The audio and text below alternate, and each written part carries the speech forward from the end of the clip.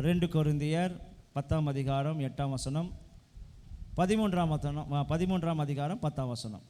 2 கொரிந்தியர் 10ஆம் அதிகாரம் 8ஆம் வசனத்தையும் 13ஆம் அதிகாரம் 10ஆம் வசனத்தையும். மேலும் உங்களை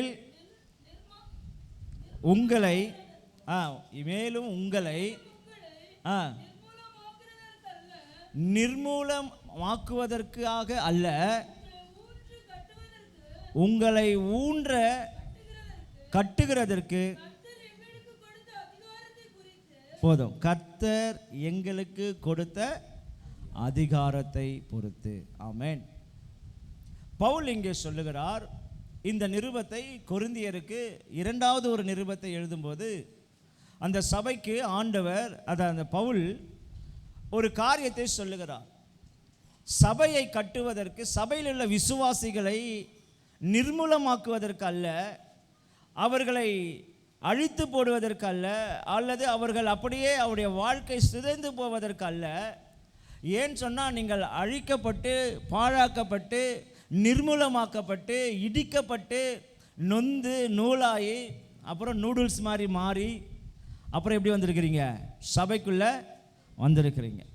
இப்போ உங்களை எல்லாம் மீண்டுமாய் நிர்மூலமாவதற்கும் அந்த நூடுல்ஸை போட்டு கொத்து விளையாட்ட மாதிரி கொத்துவதற்கும் அல்ல சபையில். ஆமென். உங்களை மீண்டுமாய் கட்டுவிப்பதற்கு, உங்களை உருவாக்குவதற்கு, இடிக்கப்பட்ட நிலைமையிலிருந்து உங்களுடைய குடும்பத்தை மீண்டுமாய் நிலைநிறுத்துவதற்கு, பாழாக்கப்பட்ட நிலைமையிலிருந்து மீண்டுமாய் ஒரு ஒரு ஒரு ஒரு பூந்தோட்டத்தை போல மாற்றுவதற்கு. ஆமென்.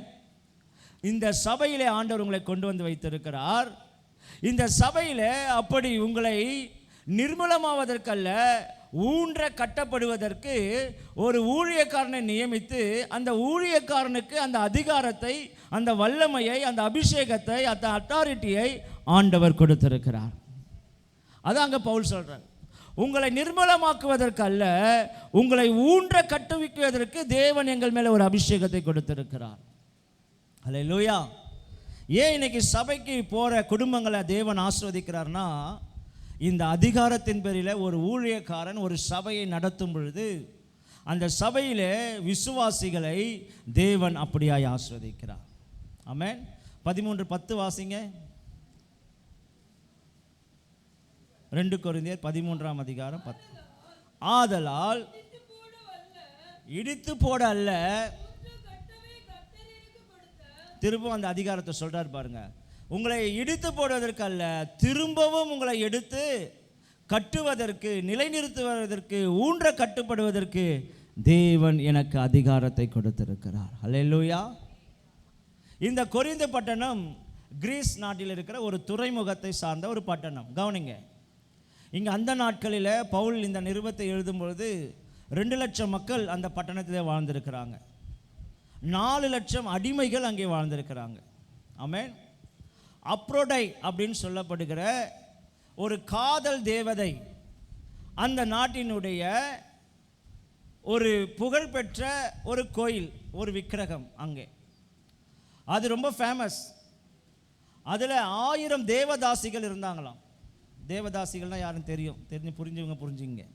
1000 பேர் இருந்தாங்களாம் அந்த கோயிலில் மாத்திரம். அப்படிப்பட்ட ஒரு விக்கிரக வணக்கத்தை கொண்ட ஒரு பயங்கரமான விபச்சாரம் நிறைந்த வாணிபத்தில், அதாவது அந்த பிஸ்னஸ் அதில் பெருகி இருந்த, உலகமெங்கும் அந்த நாட்களில் இந்த கிரீஸ் பட்டணம், இந்த கொரிந்து பட்டணம் வந்து ரொம்ப ஃபேமஸான ஒரு பட்டணம்.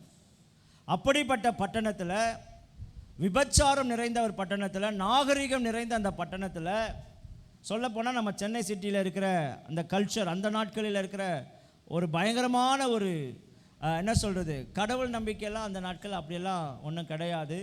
ஒழுக்கமற்ற ஒரு நிலைமையில் இருந்த ஒரு பட்டணம் தான் இந்த கொரிந்து பட்டணம். கவனி, அப்படிப்பட்ட ஒரு பட்டணத்தில் போய் சுவிசேஷத்தை அறிவிப்பதற்காக தேவன் எங்களை எப்படிப்பட்ட அதிகாரத்தினால நிரப்பியிருக்கிறார் என்பதை பவுல் இந்த வசனத்தை சொல்வதற்கு காரணம் என்ன தெரியுமா? அப்படிப்பட்ட ஒரு பட்டணத்தை 18 மாதங்கள் அங்கே தங்கி ஆண்டவர் அவருக்கு தரிசனத்தை கொடுக்கிறார். தரிசனத்தை இரவில் கொடுக்கும் பொழுது ஆண்டவர் சொல்ல, இந்த பட்டணத்தை தைரியமாக பேசு, இந்த பட்டணத்தில் அநேக ஜனங்கள் எனக்கு இருக்கிறாங்க, உன் மேலே கை போட முடியாது, நான் உன்னோடு கூட இருக்கிறேன்னு தரிசனத்தை பேசின உடனே வேறு இடத்துக்கு போக வேண்டிய பவுல், அல்லேலூயா, அப்போஸ்தலர் 18ஆம் அதிகாரத்தை நீ வாசித்து பார்த்தீங்கன்னா தெரியும். போக வேண்டிய பவுல் தன் பிரயாணத்தை மாற்றி ஆண்டவர் எனக்கு இந்த இடத்துல தரிசனத்தை கொடுத்தான்னு சொல்லி கிட்டத்தட்ட 18 மாதங்கள், எத்தனை மாதம்? 18 மாதங்கள், 1.5 வருஷம் அங்கே தங்கியிருந்து அங்கே சுவிசேஷத்தை அறிவித்து ஒரு கொரிந்து பட்டணத்தில் ஒரு சபையை உருவாக்குகிறார். எப்படிப்பட்ட சூழ்நிலையில்? ஒரு பயங்கரமான விக்கிரகம் நிறைந்த ஒரு பட்டணம், ஒரு விபச்சாரம் நிறைந்த ஒரு பட்டணம், ஒரு ஃபேஷன், ஒரு நாகரிகம் நிறைந்த ஒரு பட்டணம், படித்தவர்கள் அதிகம் நிறைந்த ஒரு பட்டணம். அப்படிப்பட்ட ஒரு பட்டணத்தில் ஒரு டஃப்பான ஒரு பகுதியில் சுவிசேஷத்தை சொன்னால் பைத்தியக்காரன் சொல்லுவான், இயேசு கிறிஸ்துவை போய் அறிவித்தா தலையை வெட்டிடுவான். அப்படிப்பட்ட ஒரு சூழ்நிலையில் அங்கே போய் ஒரு வீரனை போல தேவன் எங்களை கட்டுவிப்பதற்காக அழைத்திருக்கிறார். நிர்மூலமாக்கப்பட்டு பாழாக்கப்பட்டிருக்கிற குடும்பங்களை மீண்டுமாய் கட்டுவிக்கிறதற்கான அதிகாரத்தை எனக்கு கொடுத்திருக்கிறார் என்கிற தைரியத்தோடு கூட பவுல் அங்கே போய் பிரசங்கம் பண்ணுகிறார். பவுலோடு கூட ஆக்கிலா பிரிஸ்கிலா என்று சொல்லப்படுகிற ஒரு தம்பதியார் இணைந்து அவர்கள் மூவரும் சேர்ந்து அங்கே ஊழியம் செய்து ஒரு சபையை உருவாக்குகிறார்கள். அந்த சபைதான் கொரிந்து சபை. அந்த கொரிந்து சபையில் இப்படிப்பட்ட கல்ச்சர்லேருந்து வந்த அந்த பட்டணத்தில் இந்த பின்னணியில் வச்சு நீங்கள் அந்த கொரிந்து நிருபத்தை நீங்கள் வாசித்து பார்த்தீங்கன்னா நிறைய விஷயங்கள் உங்களுக்கு புரியும். ஆமென். அதில் பார்த்தீங்கன்னா பிரிவினை வரும், வழக்குகள் வரும், திருமண காரியங்களை குறித்தான காரியங்களை பவுல் பேசுவார். சபைக்குள்ளே இந்த சபை நல்ல ஆவிக்குரிய சபை, வரங்கள் பெற்ற சபை, தீர்க்க தரிசனம் பேசுகிற சபை, வியாக்கியானங்கள் பேசுகிற சபை எல்லாம் இருந்தது.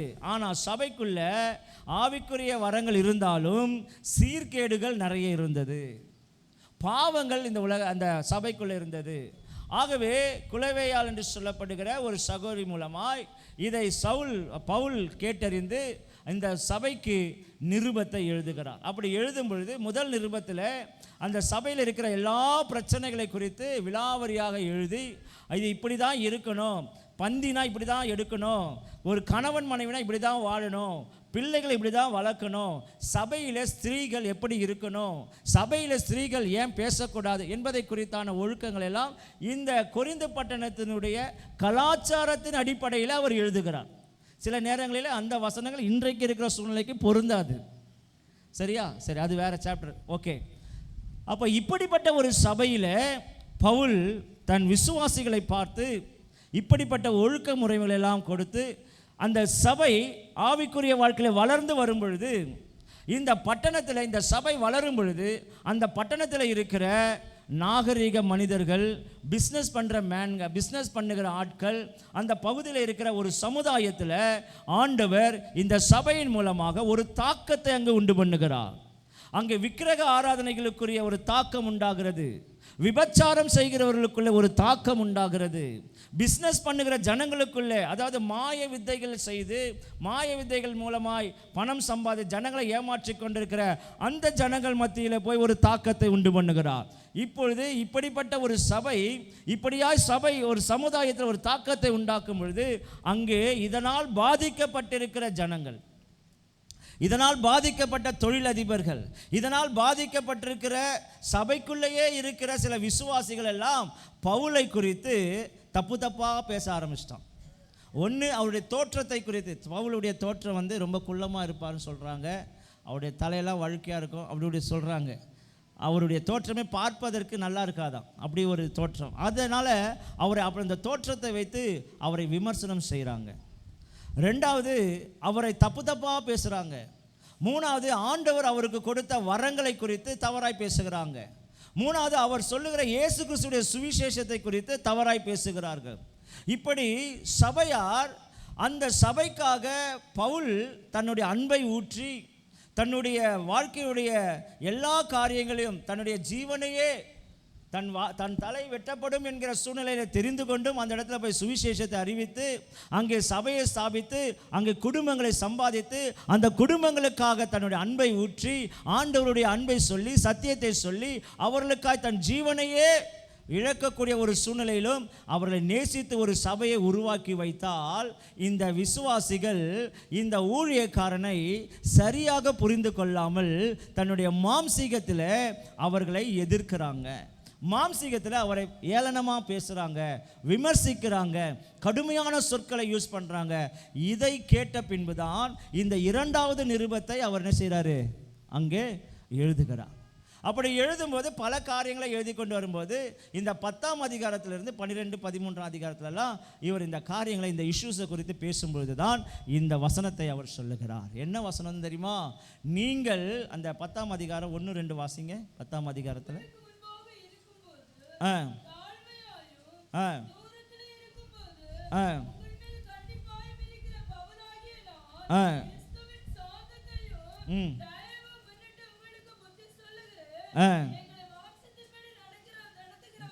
கவனிங்க, எங்களை மாம்சீகத்தின்படி நடக்கிறவர்கள் என்று என்னை சார்ந்த ஒரு சிலர், நான் மாம்சீகத்தில் நடக்கிறேன்னு சொல்லி என்னை பற்றி தப்பாக பேசின ஒரு சிலருக்காக நான் சொல்லுகிற புத்தி என்னன்னா அப்படின்னு சொல்லிட்டு அவர் ஆரம்பிக்கிறார். வாசிங்க.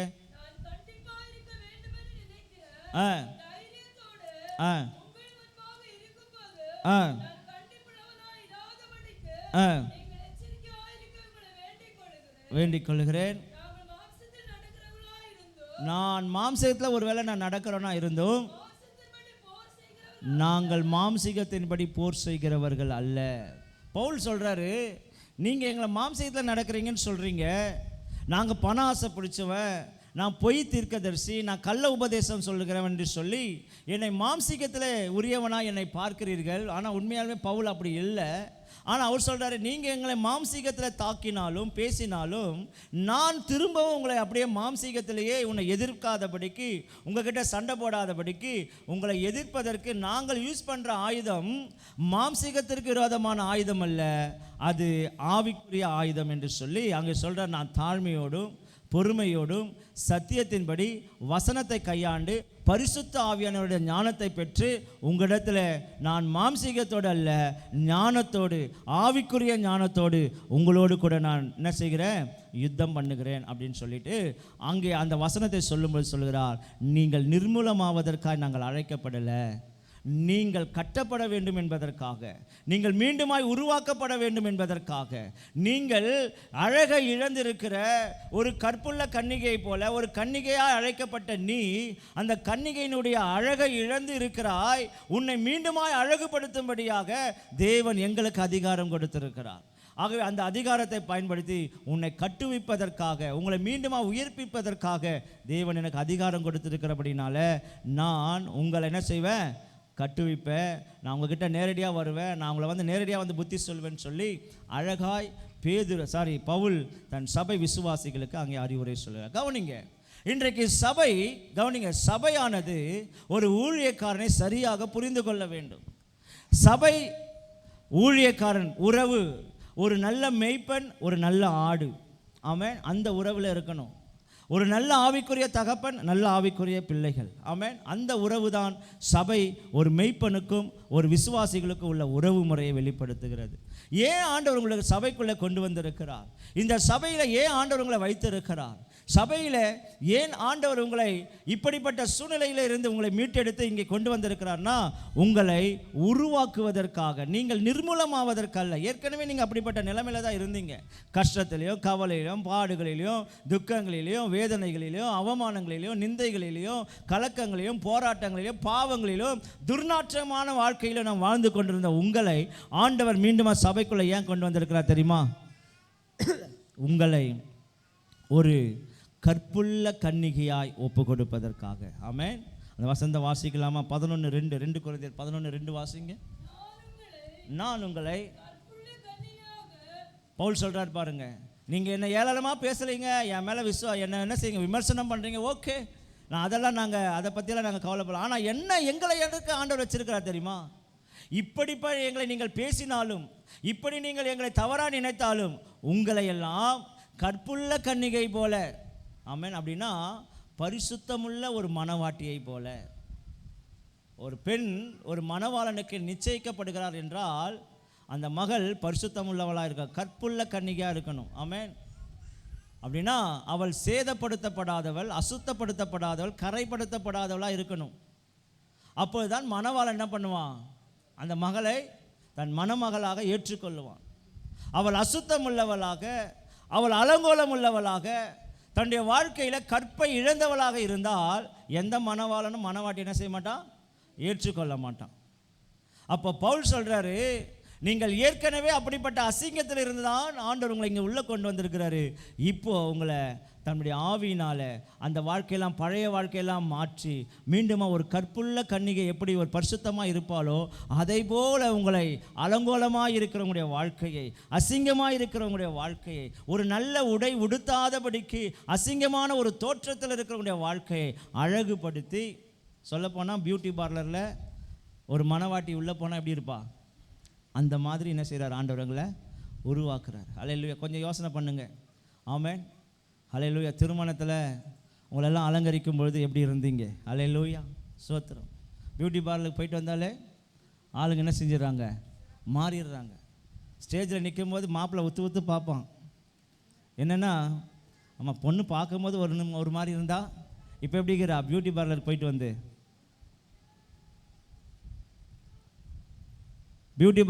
எப்படி இருக்கிறா?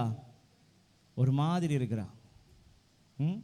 இவன் உண்மையாகவே அன்னைக்கு பார்த்த பொண்ணு தானா, இல்லை மாமனார் நம்மளை ஏமாற்றிட்டாரா அப்படின்னு சொல்லி என்ன செய்வான்? நினைக்கிற அளவுக்கு அந்த மகள் என்ன செய்வாள்? தன்னுடைய அலங்காரத்தை மாற்றிக்கொண்டிருப்பாள். அல்லேலூயா. ஆமென். ஒரு அலங்காரம், ஒரு மணமகள்னால அதுக்கு ஒரு அலங்காரம் உண்டு. ஆமென். ஒரு ஸ்பெஷல். அல்லேலூயா. ஆமாம், மணவாட்டிங்க அலங்கரிப்பாங்க, ஓகே. ஆனால் மாமியார் அலங்கரிப்பாங்க ஒரு சிலருக்கு. ஆமென். அதில் அந்த கூட்டத்தில் போனால் யார் மணப்பெண்ணை கண்டுபிடிக்க முடியாது, மாமியாரா மகளான்னு. ஏன்னா ரெண்டு பேருமே எப்படி தான் இருப்பாங்க, மேக்கப் போட்டுன்னு சுற்றின்னு இருப்பாங்க. அல்லேலூயா. இன்றைக்கி அது ஒரு ஃபேஷனாக போச்சு. ஆமென். அல்லேலூயா. இன்றைக்கி கிழடுங்களாம் என்ன பண்ணுதுங்க? பியூட்டி பார்லர் போயிட்டு, ஆமாம், பார்த்தா ஒரு வாரத்தில் ஒரு மாதிரி இருக்கிறாங்க, மறு வாரத்தில் பார்த்தா ஆள் என்ன செய்கிறாங்க? மறுரூபம் ஆயிடுறாங்க. என்னன்னு கேட்டால் ஃபேஷியலாம் என்னென்னோ சொல்கிறாங்க. கர்த்தருக்கு ஸ்தோத்திரம். சரி, ஒரு அலங்காரம் இல்லையா? ஒரு அலங்காரம் ஒரு மணவாளனுக்கு ஏற்றார் போல, ஒரு மணவாளன் விரும்புவதற்கு ஏற்றார் போல ஒரு அலங்காரத்தை அந்த ஒரு ப்ரிப்பரேஷன் கொடுக்குது இல்லையா? அதுதான் சபை. அப்போ ஒரு ஊழியக்காரனுடைய கடமை என்ன, ஒரு விசுவாசியுடைய கடமை என்ன அப்படின்னு நீங்கள் புரிஞ்சுக்கணும். அல்லேலூயா. நேற்று ஒரு ரேலி நம்ம நடத்தணும் சபையில். நான் எல்லாருக்குமே அறிவிப்பு கொடுத்தேன், நம்ம குரூப்பில் போட்டிருக்கிறேன். சபையில் இருக்கிற விசேஷமாய் நல்ல விசுவாசிகள், தொடர்ந்து வருகிறவர்கள், ஒரு சிலருக்கு நான் ஃபோன் போட்டேன். கிட்டத்தட்ட 3 தடவை ஃபோன் போட்டேன். இது வரைக்கும் எனக்கு ரிப்ளை கிடையாது. இது வரைக்கும் ரிப்ளை இல்லை. ஒரு ஊழியக்காரனை எப்படி நினைக்கிறாங்கன்னு தெரியல. ஆனால் எங்களை பொறுத்த வரைக்கும் ஆண்டவர் எங்களுக்கு கற்றுக் கொடுத்து, சபையில் வர எல்லாருமே, குடும்பத்தில் இருக்கிறவங்க எல்லாருமே நாம் ஒரே குடும்பம். நாங்கள் பேசும்பொழுது, நிற்கும்பொழுது, ஊழியத்தில் தேவன் எங்களுக்கு கொடுத்த கனம், சரி, அந்த நேரம் தான் நாங்கள் உங்களுக்கு பாஸ்டர். ஆனால் மற்ற நேரங்களில் உங்களுக்கு ஒரு சகோதரன், ஒரு ஆவிக்குரிய தாய் தகப்பன், ஒரு ஆவிக்குரிய நண்பன், எப்படி வேணாலும். ஆமென். ஆனால் ஊழியத்தின் வரும்பொழுது, அந்த அந்த ஊழிய காரியங்கள் வரும்போது அந்த இடத்துல நாங்கள் ஊழியக்காரர்கள் தான். தேவன் அந்த ஸ்தானத்தை எங்களுக்கு கொடுத்துருக்கிறார். ஆனால் மற்ற நேரங்களில் நாங்கள் சகோதரிகளாகவும் நண்பர்களாகவும் குடும்பத்தில் ஒரு உறவினர் நண்பர்களாக போல தான் நாங்கள் என்ன செய்கிறோம்? பழகுகிறோம். ஆனால் அதை நீங்கள் புரிந்து நடந்து கொள்ளணும். நேற்று 3 தடவை கிட்டத்தட்ட 4-5 ஃபேமிலிக்கு நான் போடுறேன், ரிப்ளையே கொடுக்கல. ஒரு ஃபோன் போட்டு, சரி பாஸ்டர் ஃபோன் போடுறாங்களே எடுத்து, சரி ஒரு மெசேஜ், பாஸ்டர் இந்த மாதிரி ஒரு சூழ்நிலை இருக்குது, என்னால் வர முடியல. மிகவும் வேதனையான ஒரு காரியம். நான் நேற்று முடிவு பண்ணிட்டேன், இனி இப்படிப்பட்ட சூழ்நிலைகளில் யாருக்கும் ஃபோன் பண்ணவே கூடாது. ஆமாம், அனௌன்ஸ் பண்ணிட்டோமா, சொல்லிட்டோமா, கர்த்தருக்கு சித்தமானவர்கள் மாத்திரம் ஆண்டவர், அவர்கள் மாத்திரம்தான் ஆண்டவருடைய வருகைக்கு ஆயத்தமாவாங்க. ஆமாம், மிகவும் வேதனையான ஒரு காரியம். அல்லேலூயா. ஆனால் நிச்சயமாக நீங்கள் ஃபோன் பண்ணுகிற நிலைமை வரும் பாஸ்டருக்கு, அப்போ பார்த்துக்கிறேன். ரொம்ப கஷ்டமான ஒரு சூழ்நிலை, அப்படி இருக்கக்கூடாது. நான் வயது வித்தியாசம்லாம் பார்க்க மாட்டேன். சின்ன பிள்ளை சண்டே கிளாஸுக்கு வரலன்னா கூட நான் ஃபோன் பண்ணி கூப்பிடுவேன், ஏன் அவனை பிள்ளையை அனுப்பி வைங்க அப்படின்னு. அதுதான் சின்ன பிள்ளை, நான் போய் ஃபோன் பண்ணுவேன் நினைக்க மாட்டேன். ஏன்னா ஊழியத்தில் நாங்கள் எல்லாவற்றுக்கும் என்ன செய்யணும், தாழ்ந்து போக பழகணும். கர்த்தர் எங்களுக்கு கற்றுக் கொடுத்தது அது. முதியவர்களானாலும் குழந்தைகளானாலும் அவர்களை கனம் பண்ணி அவர்களை ஊழியத்தில் உருவாக்க வேண்டிய கடமை எங்களுக்கு இருக்குது. நாங்கள் வயது வித்தியாசம் பார்க்காம நம்ம அதெல்லாம் ப்ரெஸ்டீஜெல்லாம் எண்ணாமல் ஒரு பாஸ்டர்ன்ற முறையில் நம்ம போடுறோம். ஆனால் அந்த ஃபோனை பார்த்து கூட ஒரு ரிப்ளை பண்ணாமல் இருக்கிறது மிக வருத்தமான ஒரு காரியம். மனசு ரொம்ப வேதனை. அப்போ ஒரு ஊழியக்காரர், இந்த வார்த்தையை ஆண்டவர் வெள்ளிக்கிழமை எனக்கு கொடுத்தாரு நியூஸ். அப்போ தான் நேற்று இந்த சம்பவம் நடக்கும்போது தான் நினச்சேன், அப்போ ஆண்டவர் சரியான வார்த்தை தான் சபை கொடுக்குறேன். ஒரு ஊழியக்காரனை ஒரு விசுவாசி சரியாய் புரிந்து கொள்ளும் பொழுது தான் நீ உருவாக்கப்பட முடியும். சபை என்பது உன்னை அலங்கரிக்கப்படுவதற்கு இயேசு கிறிஸ்து என்கிற மணவாளன் வரப்போகிறார். அந்த மணவாளன் வரும் பொழுது பரிசுத்த ஆவியானவர் மூலமாய் ஒரு ஊழியக்காரனுக்கு உன்னை உருவாக்கும்படியாக அந்த நிர்மூலமாக்கப்படுகிற நிலைமையிலிருந்து உன்னை கட்டுவிக்கப்பட்டு மீண்டுமாய் உன்னை உயிர்ப்பிக்கப்பட்டு உனக்கு ஒரு வாழ்க்கையை உண்டாக்கி கொடுத்து உனக்கு ஒரு அலங்காரத்தை உண்டாக்கி கொடுத்து நீ ஆண்டவருக்கு ஏற்ற மணவாட்டியாய் அலங்கரிக்கப்படுகிற ஒரு வாழ்க்கைக்கு உன்னை உருவாக்குவதற்காக தான் சபைக்குள்ளே ஆண்டவர் உன்னை கொண்டு வந்திருக்கிறார். அந்த உருவாக்குகிற வேலையை தான் ஊழியக்காரனாக எங்களுக்கு அதிகாரத்தோடு கொடுத்திருக்கிறார். ஆமென். ஒரு ஊழியக்காரன் தான் உன் வாழ்க்கையில் இருக்கிற பிரச்சனைக்கு தீர்வு காண முடியும். உன் சொந்த முயற்சியை வைத்தோ சபையில் இருக்கிற விசுவாசிகளுக்கு நான் சொல்லுகிறேன், வெளியில் இருக்கிறவங்களுக்கு வேற. ஆனால் சபைக்குள்ளே விசுவாசியாக இருந்து கர்த்தர் உன்னை விசுவாசியாக வைத்து நீ ஞானஸ்நானம் எடுத்து அபிஷேகம் பெற்று ஹல்லேலூயா 5 வருஷம் 10 வருஷமாக நீ சபைக்குள்ளே இருக்கிறனா, தேவன் உனக்கு நியமித்த உன்னுடைய ஊழியக்காரன் மூலமாகத்தான் உன்னுடைய வாழ்க்கையில் இருக்கிற பிரச்சனைகளுக்கு கர்த்தர் தீர்வை தருவார். ஏன்னா அதற்காகத்தான் தேவன் உங்களுக்கு அந்த அதிகாரத்தை, உன் ஊழியக்காரனுக்கு அந்த அதிகாரத்தை கர்த்தர் கொடுத்திருக்கிறார். ஹல்லேலூயா. ரோட்டில் ஒரு ரவுடி வந்து குடிச்சிட்டு சண்டை போட்டுனுக்கிறான் அப்படின்னா நீயும் நான் போய் தட்டி கேட்க முடியுமா? அவன் சொல்லலாம், யோ உன் வேலையை பார்த்துட்டு போயான்னுவான். இதே காக்கி சட்டை போட்டவன் வரட்டும், வாயை மூடிட்டு என்ன பண்ணுவான்? ஏன் அப்படின்னா அந்த காவல்துறைக்கு அந்த அதிகாரம் கவர்மெண்ட் கொடுக்கப்பட்டிருக்கு. ஹல்லேலூயா. அதே போல் காக்கி சட்டம் போட்டவன் வந்து சபைக்குள்ளே இருக்கிற பிரச்சனை தீர்த்து வைக்க முடியாது. அப்போ இங்கே யாருக்கு அதிகாரம் கொடுக்கப்பட்டிருக்கு? ஊழியக்காரனுக்கு அதிகாரம் கொடுக்கப்பட்டிருக்கு. ஹல்லேலூயா. யோர்தான் கரை புரண்டு ஓடுது. ஆண்டவர் சொல்கிறாரு, முதல்ல உடன்படிக்கை பெட்டியை சுமக்கிற ஆசாரியுடைய கால் என்ன பண்ண, முதல்ல எது பண்ணணுமா? உள்ளங்கால் என்ன செய்யணும்? படணும். ஹல்லேலூயா. பட்ட மாத்திரத்தில் யோர்தான் என்ன பண்ணுதான்? இந்த சைடு ரிவர்ஸ் போகுது, இந்த சைடு 6 ரிவர்ஸில் போகிறத பார்த்துட்டிங்களா? ஹல்லேலூயா. ஆமாம், அதுதான். அப்போது விசுவாசிகள் உங்களுடைய வாழ்க்கையில் இருக்கிற பிரச்சனைகள், உங்கள் குடும்பத்தில் இருக்கிற பிரச்சனைகளில் ஊழியக்காரன் உங்கள் குடும்பத்தில் வந்து கால் வைத்து ஜெபிக்கும் போது தான் அங்கே அற்புதம் நடக்கும். ஆமென். இன்றைக்கி நிறைய பேருக்கு தெரியல. ஹல்லேலூயா. அப்போ பவுல் இங்கே ஒரு 5 விதமான காரியங்களை சபைக்கு சொல்லிக் கொடுக்கிறார்.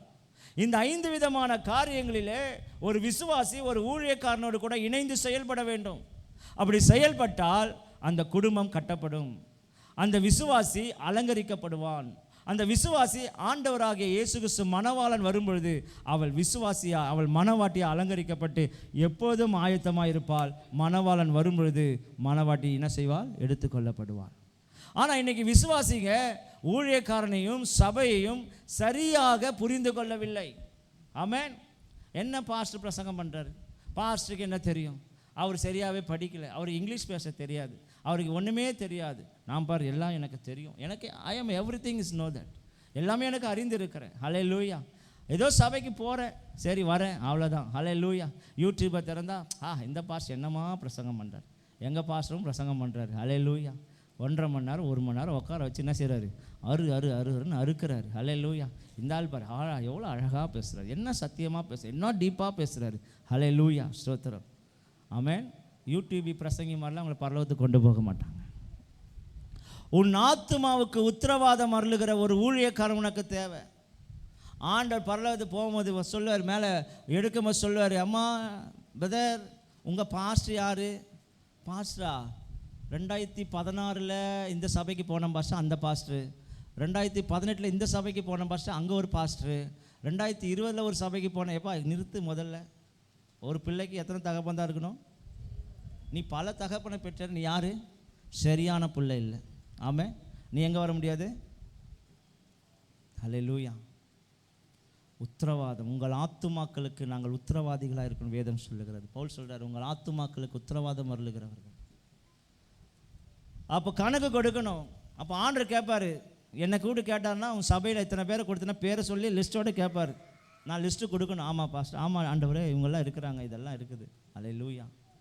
இல்லைப்பா, இது உன்னை தெரியவே தெரியாதுன்னு சொல்லிச்சு, இந்த லிஸ்ட்டில் இருக்குதுன்றியாருன்னு. இல்லை ஆண்டவரே, நான் எல்லாம் தான் சொல்லி கொடுத்தேன். இல்லை, இது உன்னை யாருன்னே தெரியாது நினச்சின்னு, ஆனால் இது வேணா விட்டுருண்டுவார். அல்லேலூயா. புரியுதா நான் சொல்கிறது? அப்போது ஆத்துமாக்களுக்கு உத்தரவாதம் தருகிற ஒரு ஊழியக்காரனிடத்தில் நீ தங்கியிருக்கணும். ஆமென். ஒரு ஆவிக்குரிய சபையில் கவனிங்க, ஒரு ஆவிக்குரிய சபையில் ஒரு 30 வருஷத்துக்கு முன்னாடி நடந்த ஒரு சம்பவம். அந்த ஆவிக்குரிய சபையில் ஸ்ரீலங்காவிலேருந்து ஒரு பாஸ்டர் வந்தார். அந்த நாட்டில் ஒரு பெரிய ஊழியக்காரர். அவர் மீட்டிங் நடத்தினாலே ஒரு நிறைய கூட்டம் வரும். நல்ல டெலிவரன்ஸ் மீட்டிங், நல்ல ப்ராப்பர்ட்டி. அவர் தீர்க்கதர்சி, நல்ல ஒரு பெரிய ஊழியக்காரர். அப்போ ஒரு பெந்தகோஸ்து சபையில் வந்து பேச, அந்த நாட்களில் அந்த சபை பெரிய சபை, அந்த நாட்களிலே 300 பேர் வந்திருந்தாங்க சபைக்கு. கொட்டாதான் அந்த சபை. கவனிங்க. அப்போ அந்த சபையில் வந்து அவர் பிரசங்கம் பண்ணுகிறார். 3 நாள் பிரசங்கம் வேறு லெவல். அவர் பிரசங்கம்லாம் வேறு நல்லாயிருக்கும், ரொம்ப மிராக்கிள்ஸ் நடக்கும். அப்போது பிரசங்கம்லாம் அவருக்கு நல்ல ஒரு மனசில் ஒரு சந்தோஷம். நம்ம பிரசங்கம் எப்படி இருந்ததுன்னு கேட்குறதுக்காக அந்த கடைசி நாள் கூட்டம் முடிஞ்ச உடனே ஒரு அம்மா, வயசான அம்மா, நல்லா வெள்ளை சரி, அவங்க ஒயிட் சாரி தான் போடுவாங்க. அப்போது வந்தாங்க. அந்த அம்மா கூட்டுக்கு, அம்மா இங்கே வாங்க, உங்களை பார்க்குறேன், நல்லா ஆராதிச்சிங்க, நல்லா இருக்கிறீங்க, நல்லா சூப்பராக இதுவா, ஓகே. எப்படிமா இருந்தது என் பிரசங்கம்? ஐயா சூப்பராக இருந்ததுயா, நல்லா பிரசங்கம் பண்ணிங்கய்யா, 3 நாளும் ஆண்டோட வார்த்தை உங்கள் மூலமாக நான் கேட்டேன், ரொம்ப சந்தோஷம். உங்கள் பாஸ்டர் பிரசங்கம் எப்படி ஞாயிற்றுக்கிழமைலாம்? அந்த அம்மா சொன்னாங்களாம், ஐயா நீங்கள் கொடுத்தது பிரியாணி, நீங்கள் கொடுத்தது பிரியாணி. அது எப்பாவது ஒரு நாள், வாரத்துக்கு ஒரு நாள், மாதத்துக்கு ஒரு நாள் சாப்பிடுவோம். அது சுவைக்காக நல்லா இருக்குது, நல்லா இருக்குது, ரொம்ப அதுக்கு நல்லா இல்லைன்னு சொல்லலை. ஆனால் எங்கள் பாஸ்டர் கொடுக்குறாரு பார்த்தீங்களா, அவர் எப்படி கொடுத்தாலும் அது கஞ்சியாக இருக்கலாம், இல்லை அது உப்புமாவாக இருக்கலாம், இல்லை அது வெறும் சோறாக கூட இருக்கலாம், ஆனால் அதுதான் எங்கள் ஜீவனுக்கு ஆகாரம். ஆமென். அதனால் எங்கள் பாஸ்டர் கொடுக்குற வாரம் கொடுக்குற ஆகாரம் தாயா எங்களுக்கு வாழ்நாள் நித்திய ஜீவனுக்குரிய ஆகாரம். நீங்கள் பண்ணது பிரியாணி வந்து கொடுத்துருக்குறீங்க, சாப்பிட்டோம், அவ்வளோதான். இந்த பிரியாணி தினமும் நாங்கள் சாப்பிட்டா எங்கள் உடம்பு கெட்டு போயிடும். ஏன்? இது ஆரோக்கியம் இல்லை, எங்கள் பாஸ்டர் கொடுக்குற பிரசங்கம் தான். சொன்ன மாத்திரத்தில் அந்த அவ்வளோ பெரிய ஊழியக்காரன் தன்னை தாழ்த்தி அந்த அம்மா கையை பிடிச்சி சொன்னாங்க, அம்மா இந்த சபைக்கு சரியான விசுவாசி நீங்கள் தான், உங்கள் கிட்டேருந்து நான் ஒரு பாடத்தை கற்றுக்கொண்டேன்னு சொல்லி மறாவது நாள் அந்த ஞாயிற்றுக்கிழமை ஆராதனையில் அந்த தாயாரை குறித்து அவர் சாட்சி சொன்னார். அந்த ஊழியக்காரன் மன்னிப்பு கேட்டார்.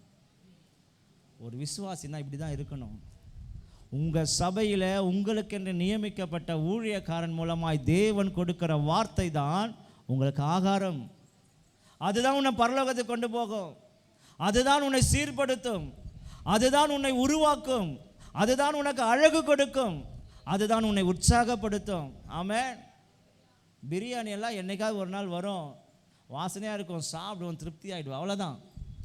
ஆனால் அது உனக்கு ஆரோக்கியமான உணவு அல்ல.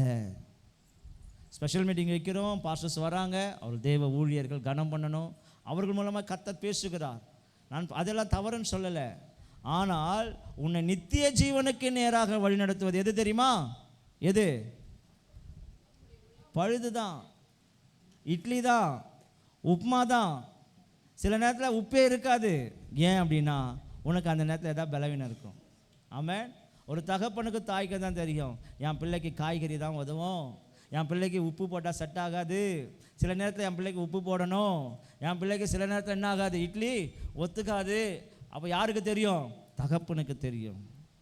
அப்போ அதை அறிந்து ஒவ்வொரு வாரமும் ஒவ்வொரு நாளும் தேவ சமூகத்தில் அமர்ந்து உனக்கு வார்த்தைகளை வாங்கி கொடுக்குறான் பார்த்தியா, அந்த வார்த்தை தான் உன்னை உருவாக்கும். அல்லேலூயா. இன்னைக்கு நிறைய விசுவாசிகள் சபைக்கு போகிறவங்க ஊழியக்காரனை மதிக்கிறதே கிடையாது. அல்லேலூயா.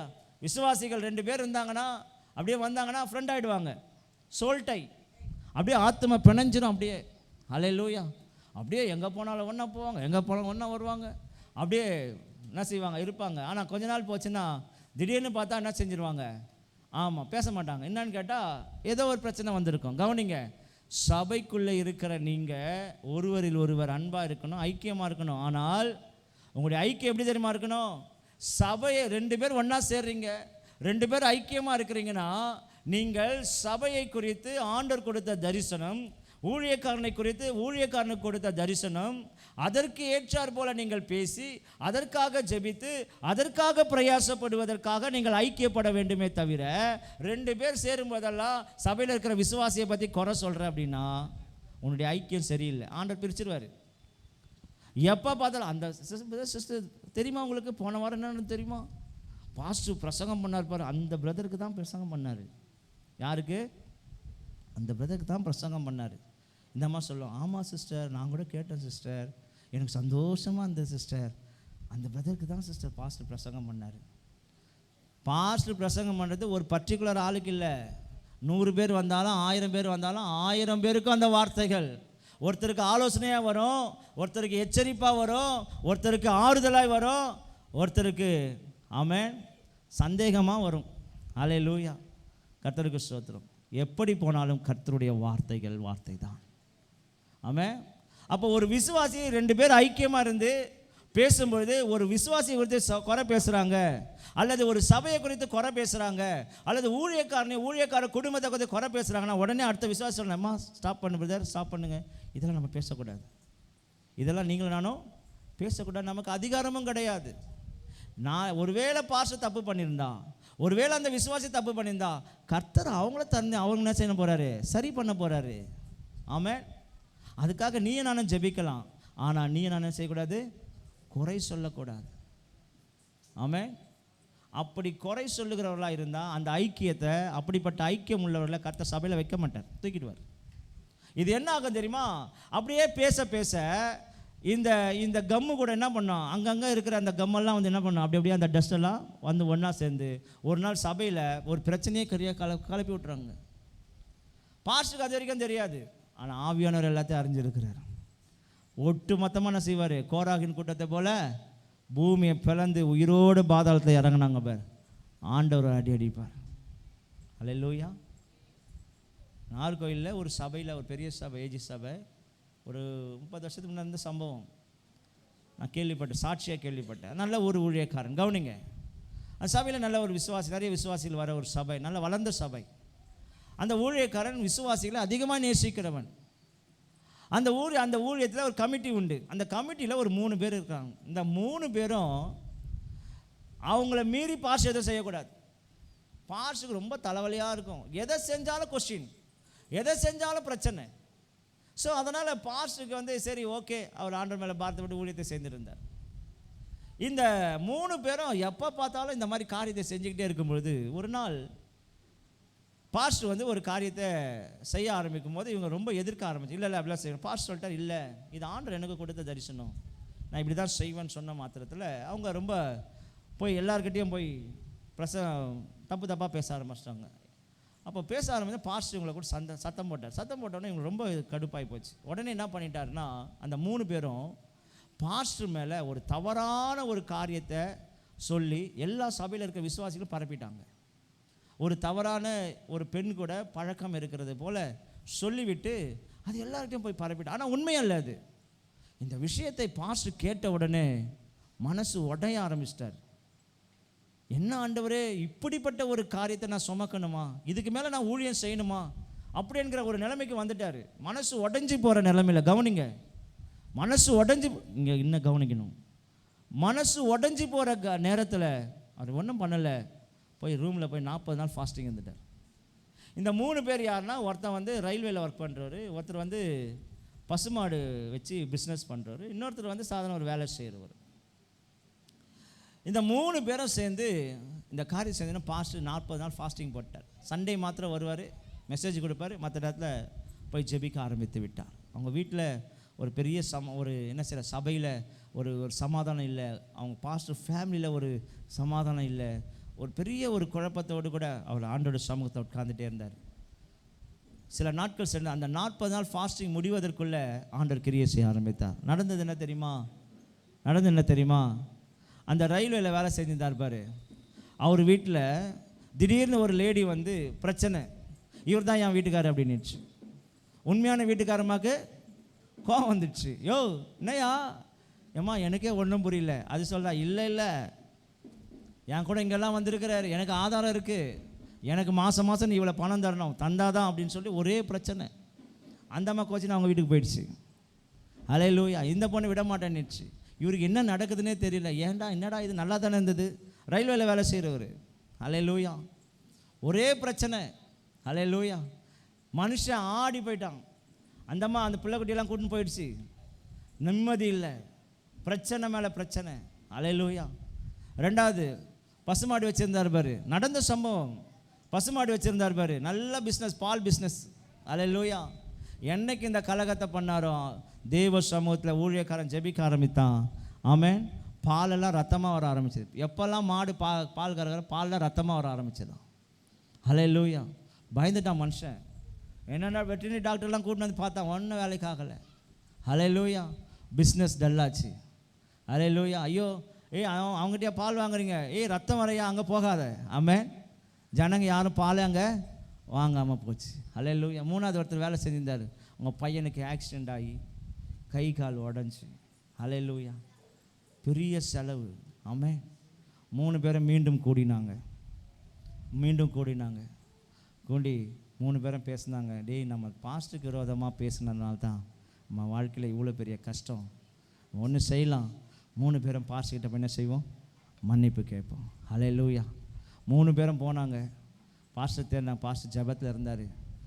வெளியே வந்தார். பார்த்த உடனே 3 பேரும் காலில் விழுந்துட்டானுங்க. பாஸ்டர்கிட்ட சொன்னாராம். பாஸ்டர் சொன்னாராம், என்கிட்ட மன்னிப்பு கேட்காதீங்கப்பா, நான் ஒரு தேவன் அல்ல. ஒன்று மாத்திரம் செய்யுங்க, உங்களால் இன்றைக்கி சபை உடஞ்சிருக்கு, விசுவாசிகளாக செதறி போயிட்டாங்க. முடிந்தா எல்லா விசுவாசிகள் வீட்டிலையும் போயிட்டு நீங்கள் மன்னிப்பு கேளுங்கன்னு சொன்னாங்களாம். அந்த 3 பேரும் சபையில் இருக்கிற எல்லா விசுவாசி வீட்லேயும் போயிட்டு, நாங்கள் பாஸ்டர் படி தப்பாக போய் சொல்லிட்டோம், எங்களை மன்னிச்சிருங்கன்னு சொல்லி அந்த மன்னிப்பை கேட்ட பிறகு சபையில் இருக்க எல்லா குடும்பங்களையும் கர்த்தர் கொண்டு வந்தார். ஹல்லேலூயா. கர்த்தர் அதுக்கப்புறம் அந்த 40 நாள் ஃபாஸ்டிங்கை முடித்தார். சபை அதுக்கப்புறம் வளர ஆரம்பித்தது. ஹல்லேலூயா. அந்த ஊழியக்காரனை கர்த்தர் கனம் பண்ணினார். ஆமென். கவனிங்க, சபையில் ஏனோ தானன்னு பேசிடக்கூடாது. ஆமென். பாஸ்டர்கிட்ட பேசும்போது கவனமாக பேசுங்க. ஒருவேளை வயதில் சின்னதாக இருக்கலாம். அதான் அவர் சொல்கிறாரு அங்கே, நீங்கள் எங்களை மாம்சீகத்தை நாங்கள் பலவீனர்கள் என்று நீங்கள் நினச்சி பேசுகிறீங்க. ஒருவேளை நீங்கள் பலவீனமாக நினைக்கலாம், நாங்கள் பலவீனர்கள் தான். ஆனால் தேவனுடைய வல்லமை எங்களை பலவீனர்களாக அல்ல, உங்களை ஊன்ற கட்டுவிக்கக்கூடிய அதிகாரத்தை கொடுத்திருக்கிற பலவான்களாக எங்களை மாற்றி இருக்கிறதுன்னு சொல்கிறேன். ஆமென். நீங்கள் எங்களை பலவீனராக பார்க்குறீங்க. இயேசு கிறிஸ்து சிலுவையில் பலவீனராக தான் ஒப்பு கொடுக்கப்பட்டார். ஆனால் தேவனுடைய வல்லமையினால் அவர் உயிரோடு கூட எழுப்பப்பட்டு வல்லமையுள்ளவராக வெளிப்பட்டார். அதே போல் அந்த உயிருள்ள தேவன் நீங்கள் எங்களை பலவீனமாய் பார்த்தாலும் அவருடைய வல்லமை எங்களை உங்களுக்கு முன்னாடி எப்படி தான் வச்சிருக்கு, உங்களை உயிர்ப்பித்து கட்டுவதற்கான அதிகாரத்தை எங்களுக்கு கர்த்தர் கொடுத்துருக்கிறான்னு சொன்னோம். ஹல்லேலூயா. இப்போ தேவ பிள்ளைகளை நல்லா புரிஞ்சுக்குங்க. சபைக்கும் உங்களுக்கும் ஒரு நல்ல ஒரு உறவு முறை இருக்கணும். ஆமென். நல்ல ஒரு உறவு முறை இருக்கணும். ஹல்லேலூயா. அப்போ ஆண்டவர் சொல்கிறார் பாருங்க, முதல்ல நீங்கள் எங்களை மாம்சத்தின்படி தவறாக என்ன செய்யக்கூடாது, நினைக்கக்கூடாது. ஊழியக்காரனை ஒரு மாம்சீகத்தில் பார்த்து அவங்ககிட்ட எல்லா ஊழியக்காரர்கிட்ட பலவீனம் இருக்குது. நீங்கள் வேதத்தில் எந்த ஊழியக்காரங்கிட்ட பலவீனம் இல்லைன்னு நினைக்கிறீங்க சொல்லுங்கள் பார்க்கலாம். மோசே எடுங்க, ஆபிரகாம் எடுங்க, ஈசாக்கை எடுங்க, யாக்கோபு எடுங்க, சாலமோன் எடுங்க, சாமுவேல் எடுங்க, தாவீது எடுங்க, பவுலை எடுங்க, பேதுரு எடுங்க. யாருக்கிட்டையும் பலவீனம் இல்லாமல் இல்லை. எல்லாரும் பாவம் செஞ்சாங்க, தவறு செஞ்சாங்க. ஆனால் அவர்கள் மேல் வைக்கப்பட்ட அபிஷேகத்தை தான் நாம் பார்க்கிறோம். ஆமென். வேதம் அவர்கள் மேல் இருக்கிற அபிஷேகத்தை தான் போதிக்கிறது. அவர்கள் மேல் இருக்க தேவ திட்டத்தை தான் நமக்கு கற்றுக் கொடுக்கிறது. தேவன் அவர்களை எப்படி பயன்படுத்தினார் என்பதை தான் நமக்கு கற்றுக் கொடுக்கிறது. ஆகவே தேவனுடைய பிள்ளைகளை நீங்கள் நன்றாய் அறிந்து கொள்ளணும். ஒரு ஊழியக்காரனை நீங்கள் அண்டர் எஸ்டிமேட் போடக்கூடாது. எந்த ஒரு ஊழியக்காரனாக இருந்தாலும் சரி. இது நம்ம சபைக்கு மாத்திரமல்ல, இந்த யூடியூப்பில் பார்க்குறவர்களாக இருக்கலாம், ஒருவேளை வெளியில் இருக்கிற விசுவாசிகளாக நீங்கள் இருக்கலாம், ஒருவேளை நீங்கள் இந்த சபைக்கு வராத விசுவாசிகளாக கூட இருக்கலாம். உங்கள் சபை ஊழியக்காரனை நீங்கள் அண்டர் எஸ்டிமேட் போடக்கூடாது. ஒருவேளை அவர்கள் தவறு செய்தால், ஒருவேளை அவர்கள் தவறான பாதையில் நடந்தால், அவர்கள் சத்தியத்திற்கு விரோதமாக செயல்பட்டால் தேவன் அவர்களை பார்த்து கொள்வார். அதற்காக ஜெபிக்க வேண்டிய பொறுப்பு உன்னுடையதை தவிர நீ குற்றப்படுத்த வேண்டியதும் நீ அவர்களை நியாயம் தீர்க்க வேண்டியது உன்னுடைய கடமை அல்ல. உனக்கு அதிகாரம் கொடுக்கப்படவில்லை. ஆமென். அப்போ நீங்கள் என்ன செய்யக்கூடாது, ஹல்லேலூயா, மாம்சீகத்தின்படி என்ன செய்யக்கூடாது, அவர்களை பார்க்கக்கூடாது. ரெண்டாவது 11:2 சொல்லப்பட்ட கற்புள்ள கன்னிகையாக உங்களை ஒப்பு கொடுக்கும்படி கர்த்தர் எங்களுக்கு என்ன செய்கிறாரா, எங்களுக்கு அதிகாரத்தை கொடுத்திருக்கிறார். அப்போனா கற்புள்ள கன்னிகை அப்படின்னா என்னன்னா, பழைய ஏற்பாட்டு காலத்தில் விக்கிரக ஆராதனை செய்கிறவர்களை, தன் இஸ்ரவேல் ஜனத்தை ஆண்டவர் விபச்சாரி என்று சொல்லுகிறார். நீங்கள் ஏசாயால எடுத்து வாசித்து பார்த்தீங்கன்னா, எசேக்கியேலில் வாசித்து, எரேமியால வாசித்து பார்த்தீங்கன்னா, விக்கிரகம் செய்கிற தன் விக்கிரகத்திற்கு விற்று போன தன் ஜனங்களை பார்த்து விபச்சாரி என்று சொல்லுகிறார். அவளை என் கண்ணுக்கு முன்னாடி வராதன்னு சொல்றாரு. சீ என்று இகழுகிறார், அருவருப்பு என்று சொல்லுகிறார். அப்போ கவனிங்க, விக்கிரக ஆராதனையிலிருந்து வந்திருக்கிற உங்களை, விக்கிரக ஆராதனையிலிருந்து ஆண்டவர் உங்களை சபைக்குள்ள வெளிச்சத்துக்கு கொண்டு வந்திருக்கிற உங்களை ஆண்டவர் கற்புள்ள கன்னிகையாய் உருவாக்கும்படியான அதிகாரத்தை எங்களுக்கு கொடுத்திருக்கிறார், ஊழியக்காரனுக்கு. ஆமென். அப்போ சபைக்குள்ள வருகிற நீ ஒருவேளை விக்கிரக ஆராதனை முதல்ல தொடர்பில் இருந்திருக்கலாம். ஆனால் ஞானஸ்தானம் எடுத்து அபிஷேகம் பெற்று ஆண்டுடைய சத்தியத்தை அறிந்து நீ ஆண்டுடைய பிள்ளையாய் மாறும் பொழுது உன்னை ஒரு கற்புள்ள கன்னிகையாய் கர்த்தர் உருவாக்கி எங்கள் கையில் கொடுக்கும்போது அந்த கற்புள்ள கன்னிகைக்குரிய அலங்காரத்தை சொல்ல போனால், ஒரு பியூட்டி பார்லரில் எப்படி ஒரு மணவாட்டியை அலங்கரிப்பாங்களோ அதை போல் உங்களுக்கு எதெல்லாம் உங்களுக்கு தேவையோ நற்பண்புகளை சொல்லி நல்ல காரியங்களை சொல்லி கொடுத்து உங்களை அழகுபடுத்தி கொண்டே இருக்க வேண்டியது எங்களுடைய கடமை. அப்படிப்பட்ட சூழ்நிலையில் விசுவாசிகள் எங்கே தெரியுமா பாஸ்டர் கிட்ட பிரச்சனை வரும்? கல்யாண நேரத்தில் வரும், இல்லை மரண நேரத்தில் வரும். ஹல்லேலூயா. இல்லைன்னா அவங்களுக்கு பிடிச்சதை பாஸ்டர் சொல்லி ஜெபிக்கணும், இல்லைன்னா கோச்சிட்டு போயிடுவாங்க. ஹல்லேலூயா.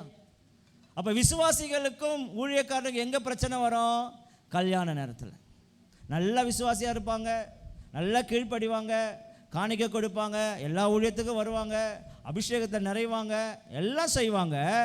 ஆனால் அந்த திருமண காரியத்தில் வரும்போது, பாஸ்டர் எங்கள் சொந்தக்காரங்களாம் இப்படி சொல்கிறாங்க பாஸ்டர், இந்த சடங்கை செய்யணும்னு சொல்கிறாங்க பாஸ்டர், நான் எனக்கு அதுக்கு சம்மந்தம் இல்லை பாஸ்டர், ஆனால் அவங்க செய்வாங்க பாஸ்டர்.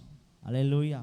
பாஸ்டர் சொல்லுவார், அம்மா நாம் கற்புள்ள கன்னிகையாக உங்களை உருவாக்கி வச்சிருக்கிற, நீ கரைப்படுத்தி கொள்ளாத, இதெல்லாம் செய்யக்கூடாது. ஒன்று செஞ்சால் ஆண்டவருக்கு பிரியமா எல்லாத்தையும் செய், இல்லையா உன் இஷ்டத்துக்கு எப்படியாவது செய், நான் வரேன் ஜெபம் பண்ணிட்டு போயிடுவேன், அவ்வளோதான். அல்லேலூயா. இல்லை பாஸ்டர், அப்படி அவங்க ரொம்ப வருத்தப்படுவாங்க பாஸ்டர், இல்லைன்னா எங்களுக்கு அவங்களுக்கு பிரச்சனை வரும் பாஸ்டர். அல்லேலூயா. நிற்கணும். நாளைக்கு சொந்தக்காரன் உன்னை பரலோகத்துக்கு கொண்டு போக மாட்டான். உன்னை சடங்கு செய்வதற்கும் உன்னை கற்பை அல்லேலூயா உனக்கு கரைப்படுத்துவதற்கும் அவன் செய்ய தூண்டுகிற செயல்கள் உன்னை பரலோகத்துக்கு கொண்டு போகாது. ஆமென். உனக்கு கொடுக்கப்பட்டிருக்கிற ஊழியக்காரனுடைய ஆலோசனை, உபதேசம், ஆவியானவருடைய அந்த ஆலோசனைகள் தான், அந்த வழிநடத்துதல்கள் தான் உன்னை என்ன செய்யும்? பரலோகத்துக்கு கொண்டு. அப்போது பாஸ்டர் சொல்வார், இப்படி தான் செய்யணும். சரி பாஸ்டர், எஸ் பாஸ்டர், இப்படி எப்படி நடத்தலாம் பாஸ்டர்? ஆண்டவருக்கு பிரியமாக எப்படி நடத்தலாம் பாஸ்டர்? அப்போ பாஸ்டர் சொல்வார், சரிம்மா ஓகே, இப்படி தான் நடத்தணும். என்ன பாட்டு இருக்கும், ஜெபம் இருக்கும், வசனம் இருக்கும், எல்லாம் சபையார் வருவாங்க, எல்லாரும் கூடி சேர்ந்து ஜெபம் பண்ணி ஆண்டவர் ஆசீர்வதி. இதுதான் எல்லா இடத்துலையும் ஒழுங்கு. எந்த சடங்கு சாஸ்திரம் சம்பிரதாயம், எந்த ஒரு விக்கிரகத்துக்கு சம்பந்தமான பொருட்கள் எதுவும் அங்கே இருக்கக்கூடாது. ஆமென். அல்லேலூயா. ட்ரெஸ்ஸில் ஒரு ஒழுங்கு. ஆமென். இப்படி தான் பிள்ளைகள் போடணும், இப்படி தான் இந்த ஒழுங்கோடு இருக்கணும், பார்ப்பதற்கு நேர்த்தியாக இருக்கணும், ஆண்டவர் விரும்புகிற காரியம் அப்படின்னு சொல்லும் பொழுது, எல்லாவற்றையும் நேர்த்தியாக நீங்கள் செயல்படும் பொழுது, ஊழியக்காரனோடு கூட இணைந்து செயல்படும் போது, அங்கே தேவனுக்கு பிரியமாய் மகிமையாய் நடக்கும்பொழுது அங்கே பரலோகமே அங்கே வந்து இறக்குங்க. அல்லேலூயா. மகிமையாக இருக்கும் அந்த ஆராதனைகள் எல்லாம். பார்த்துருக்கீங்களா? சில கல்யாணத்துலாம் பார்த்தோன்னா, நம்ம பார்த்திபன் கல்யாணம் நல்லா அப்படி நடந்தது, நாங்கள் பார்த்தோம். எனக்கு கூட வந்த வாலிப பிள்ளைகள் சாட்சி, நல்ல பெந்தேகாஸ்ட் முறையில் நடத்தினாங்க ஆண்டோடைய கிருபையினால. பிள்ளைகள் இன்றைக்கி ஆண்டவருக்குள்ளே இருக்கிறாங்க. ஆமென். அப்போ அந்த இடத்துல ஒரு தெய்வீக பிரசனத்தை நாம் உணர முடியும், ஆண்டவரே அங்கே வந்திருப்பதை நம்ம உணர முடியும். அல்லேலூயா. அப்போ கற்புள்ள கன்னிகையாய் நீ ஒப்பு கொடுக்கணும் உன்னை. அல்லேலூயா. உனக்கு கல்யாணம் ஆக போது மேக்கப் ரூமில் போகிற நீ அவன் சொல்லுவாங்க, இப்படி இப்படி இப்படி தலையை திருப்பு, இப்படி இது வேறு, இதெல்லாம் நீ சொல்கிற மாதிரி நான் சொல்கிற மாதிரி நீ செய்யணும்னா அவன் சொல்ல, இல்லை இந்த பியூட்டி பார்லரில் உங்களுக்கு செட் ஆகுது, நீங்கள் வேறு பியூட்டி பார்லர் பார்த்துங்கன்னுவாங்க. ஆமாம். உன்னை அழகுள்ள கற்புள்ள கன்னியாக உருவாக்கப்படுவது நீ ஒப்பு கொடுக்கணும். ஊழியக்காரன் சில நேரத்தை சொல்லுவாங்க, அங்கே போகாத, இப்படி செய்யாத, இப்படி ட்ரெஸ் பண்ணாத, ஆமென், இப்படி செய்யாதன்னு சொல்லும்போது, சரி பாஸ்டர் நீ ஆசீர்வதிக்கப்படுகிறாய், நீ அழகான ஒரு கன்னிகையாய் உருவாக்கப்படுகிறாய். ஆமென். அப்போ கற்புள்ள கன்னிகையாய் உங்களை உருவாக்கி ஆண்டவரிடத்தில் கரத்தில் கொண்டு போய் சேர்ப்பதற்காக ஆண்டவர் எங்களை அபிஷேகம் பண்ணியிருக்கிறார். ஆமென். அல்லேலூயா. ஆகவே தேவனுடைய பிள்ளைகளை மாம்சீகத்தின்படி எங்களை பார்க்காதீங்க. ஆமென். கர்த்தர் எங்களுக்கு கொடுத்த அபிஷேகத்தை, அதிகாரத்தை பார்த்து கனம் பண்ண பழகுங்க. ரெண்டாவது, நீங்கள் கற்புள்ள கன்னிகையாய். உங்களை அல்ல நீ வயசானவங்களா இருக்கலாம், அல்லேலூயா, ஏற்கனவே கல்யாணமானவங்களாக கூட இருக்கலாம். என்ன பாஸ்டர் எங்களை மீண்டுமா திருப்பி எதாவது கல்யாணம் பண்ணி வைக்க போகிறீங்களா அப்படிலாம் கேட்காதீங்க. அல்லேலூயா, அந்த ஆசையெல்லாம் விட்டுருங்க. ஆமாம், ஒன்று வச்சுட்டே சமாளிக்க முடியல பாஸ்டர்ன்றாங்க இங்கே. அல்லேலூயா, ஸ்தோத்திரம். அப்போது அப்படி அல்ல, ஆவிக்குரிய அர்த்தத்தின்படி விக்கிரகங்களை விட்டு வெளியே வந்த நீங்கள் மீண்டுமாய் அதில் போய் கரைபடாதபடிக்கு உங்களை வசனத்தினாலே ஆண்டோடைய ஆலோசனைகளை கொடுத்து உங்களை அழகாய் பாதுகாத்த அந்த கற்பை, அந்த பரிசுத்தத்தை நீங்கள் காத்து கொள்ளும்படி நாங்கள் உங்களுக்கு உபதேசம் பண்ணி உங்களை பாதுகாத்து உங்களை கற்புள்ள கன்னிகை ஆண்டவர் வரும் நாள் வரையிலும் உங்களை பரிசுத்தமாக எப்பா எசப்பா இந்தப்பா வந்துட்டீங்க, கற்புள்ள கன்னிகளெல்லாம் என்ன செய்கிறோம் உங்ககிட்ட கொடுக்குறோன்னு சொல்லி ஒப்பு கொடுக்குறோம் பார்த்தியா, அந்த நாள் வரையிலும் நீங்கள் உங்கள் ஊழியக்காரனோடு கூட ஒத்துழைப்பு கொடுத்து தான் ஆகணும். அல்லேலூயா. இல்லை பாஸ்டர் இதெல்லாம் எங்களுக்கு செட் ஆகாது பாஸ்டர்னா தாராளமாக போங்க, ஆனால் அங்கே போக முடியாது. அல்லேலூயா, கர்த்தருக்கு ஸ்தோத்திரம். மூன்றாவது ஒரு காரியத்தை பார்த்து நான் முடிக்கப் போகிறோம். அல்லேலூயா. சபையார் ஊழியக்காரனிடத்திலும் அன்பு காட்டினாலும் விசுவாசிகள் ஊழியக்காரத்தை அன்பு காட்டுவது இல்லை. ஆமென். 2 கொரிந்தியர் 12ஆம் அதிகாரம் 15-19 வரைக்கும் நீங்கள் வாசித்து பார்த்தீங்கன்னா 19 அதிகாரத்தில் சொல்லப்பட்டிருக்கோம். நாங்கள் உங்களிடத்தில் அன்பு செலுத்தினாலும் விசுவாசிகள் எங்ககிட்ட என்ன செய்யலாம், அன்பு செலுத்துவதில் குறைவுள்ளவர்களாக தான் இருந்தால் அன்பு செலுத்துகிறாங்க. ஆனால் ஊழியக்காரன் எதிர்பார்க்குற அளவுக்கு அன்பு செலுத்தலை. அப்போ ஊழியக்காரன் என்ன எதிர்பார்க்குறான், உங்களிடத்தில் நீங்கள் எல்லோரும் ஊழியக்காரத்தில் அன்பாக இருக்கணும். அல்லேலூயா. சில விசுவாசிகள்லாம் எப்படி இருப்பாங்க தெரியுமா, முற்ற மாடாக இருப்பாங்க, முற்ற ஆடாக இருப்பாங்க. ஆனாலும் ஊழியக்காரன் அவைகளெல்லாம் பொறுமையாக சகித்து, ஏன்னா சபைக்குள்ளே வந்தாச்சு, ஆண்டவர் கொடுத்த ஆடு இது என்ன தான் பண்ணோம், முட்டை தான் செய்யும். ஆனாலும் அதை பொறுமையாக ஹேண்டில் பண்ணி அதுக்கு தேவையான உணவுகளை கொடுத்து அதுக்கு ஏற்றார் போல என்ன செய்யுது, நடந்து கொண்டு, அது சத்தியத்தை விட்டு கொடுத்தல்ல, அதற்கு ஏற்றார் போல நடந்து அது போகிற பாதையில் போய் அது அழகாக சத்தியத்தின் பாதையில் நடத்த வேண்டியது ஒரு ஊழியக்காரனுடைய கடமை.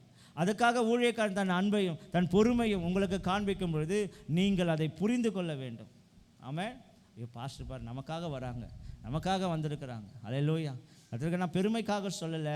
நம்ம சபையில் யாருக்கு எது வேணுனாலும், அது மிட் நைட்டாக இருந்தாலும் சரி, அது கடினமான சூழ்நிலையாக இருந்தாலும் சரி, நானும் என் மனைவி பிள்ளைகளும் எந்த நேரமும் உங்களோடு கூட வருவதற்கு நாங்கள் ஆயத்தமாக இருக்கிறோம், வந்திருக்கிறோம். ஆமென். சபையார் நீங்கள் சாட்சி அதற்கு. அல்லேலூயா. இதெல்லாம் ஊழியத்தில் ஆண்டவர் எங்களுக்கு கற்றுக் கொடுத்தது. அல்லேலூயா. ஆமென். எங்களுடைய நண்பர்கள் உறவினர்களுக்கு கூட நாங்கள் அந்த மாதிரி போனது கிடையாது, அதுக்கு நான் முக்கியத்துவம் கொடுக்குது. ஆனால் தேவன் எங்களுக்கு கொடுத்த உத்தரவாதம் ஆத்துமாக்கள். அல்லேலூயா. சில நேரத்தில் நைட்டில் ஃபோன் பண்ணுவாங்க, பாஸ்டர் குழந்தை இது மாதிரி இரும்புது பாஸ்டர், என்ன பண்ண தெரில, ஹாஸ்பிட்டலுக்கு போகணுமா, வாங்க. அல்லேலூயா, நாங்களும் வரோம், கூட வரோம், ஓடுறோம். நைட்டு 2 மணி 12 மணி 1 மணி 3 மணி போய் பார்க்குறோம், பார்த்து அவங்களோடு கூட இருக்கிறோம். ஏன் தெரியுமா, நாங்கள் உங்களை நேசிக்கிறோம் அப்படின்னாலே. அல்லேலூயா. அப்போ நீங்கள் புரிந்து கொள்ளணும், பாஸ்டர்லாம் அப்படி வந்தாங்களே நம்ம மேலே அன்பாக இருக்கிறாங்களே. அல்லேலூயா. எதுக்காக, உங்களை அழகுள்ள ஒரு கற்புள்ள கன்னிகையாய் ஒப்பு கொடுக்கப்படுவதற்காகத்தான். அப்போது நாங்கள் செலுத்துகிற அன்புக்கு நீங்கள் அதை புரிந்து கொண்டு நீங்கள் அதற்கேற்றார் போல் நீங்கள் எங்களை என்ன செய்யணும், ஏற்றுக்கொண்டு நீங்களும் அன்புள்ளவர்களாய் ஊழியக்காரனோடு கூட என்ன செய்யணும், இணைந்து செயல்படும் பொழுது அங்கே ஒரு பெரிய ஒரு பரிசுத்தம் நமக்கு என்ன செய்கிறது, உண்டாகிறது. அதில் ஆண்டவர் பவுல் சொல்கிறாரு, இதற்காக நான் உங்கள் ஆத்துமாக்காக செலவு பண்ணவும் செலவு பண்ணப்படவும் நான் கட்டளையிடப்பட்டிருக்கிறேன். அதுக்காக உங்களுக்காக நாங்கள் செலவு பண்ணால் கூட நாங்கள் தயங்க மாட்டோம். ஏன்னு சொன்னால் உங்களை கற்புள்ள கன்னிகையாக உருவாக்கப்படுவதற்கு தேவன் எங்களுக்கு அதிகாரம் கொடுத்திருக்கிறார், அந்த பொறுப்பை எங்களுக்கு கொடுத்திருக்கிறார். அதனால் உங்களுக்கு சில நேரங்களில் செலவு செய்ய வேண்டிய சூழ்நிலை வந்தாலும், எங்களுடைய தேவைகள் பெரிதாக இருந்தாலும் பரவாயில்ல, சபை பிள்ளைகள் ஊழியர் நமக்காக ஆண்டவர் கொடுத்த பிள்ளைகள்னு சொல்லி அதை செலவு செய்வதற்கும் நாங்கள் ஆயத்தமாக இருக்கணும்னு சொல்லி பவுல் சொல்லுகிறார். அல்லேலூயா. ஆமென். ஆகையினால ஊழியக்காரனை நீங்கள் புரிந்து கொள்ள வேண்டும். அல்லேலூயா. ஸ்தோத்திரம். 4வது 2 கொரிந்தியர் 12ஆம் அதிகாரம் 20-21 வாசிங்கன்னா, உங்களுடைய மாம்சீக கிரியைகளை பவுல் சொல்றார், இந்த கிரியைகளை எல்லாம் கண்டிக்கும்படி கர்த்தர் எங்களை வைத்திருக்கிறார். சபையில் எல்லாருக்கும் நிறைய மாம்சீக கிரியைகள் இருக்கும்.